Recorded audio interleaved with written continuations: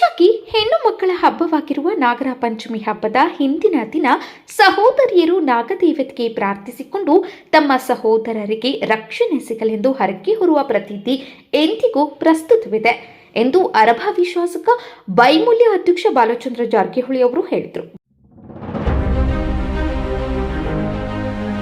ಗುರುವಾರ ಸಂಜೆ ತಮ್ಮ ಗೃಹ ಕಚೇರಿಯಲ್ಲಿ ನಾಗರ ಪಂಚಮಿ ನಿಮಿತ್ತ ನಾಗದೇವತೆಗೆ ಪೂಜೆ ಸಲ್ಲಿಸಿದ ಅವರು ತವರು ಮನೆಗಳಿಗೆ ಹೆಣ್ಣು ಮಕ್ಕಳನ್ನ ಬರಮಾಡಿಕೊಂಡು ಅವರಿಗೆ ಇಷ್ಟವಿರುವ ಉಡುಗೊರೆಗಳನ್ನು ನೀಡಿ ಗೌರವಿಸಲಾಗುತ್ತಿದೆ ಎಂದರು.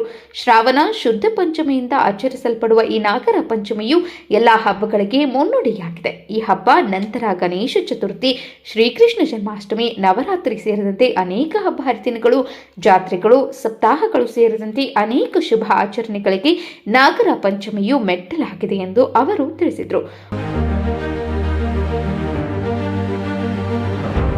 ಮುಂಗಾರು ರಭಸದ ವೇಳೆಯಲ್ಲಿಯೇ ಈ ಹಬ್ಬವು ಬರಲಿದ್ದು, ಇದರಿಂದ ಕೃಷಿ ಚಟುವಟಿಕೆಗಳಿಗೆ ಅನುಕೂಲಕರ ವಾತಾವರಣವನ್ನು ನಿರ್ಮಿಸುವುದರಲ್ಲಿ ಸಹಕಾರಿಯಾಗುತ್ತದೆ.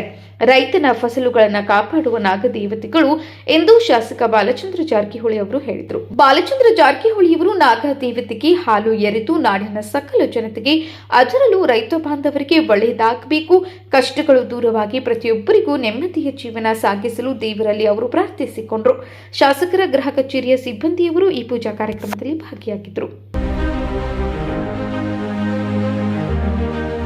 ಹೆಚ್ಚಿನ ಸುದ್ದಿಗಳಿಗಾಗಿ ನೋಡ್ತಾ ಇರಿ ಕನ್ನಡ 9 ನ್ಯೂಸ್.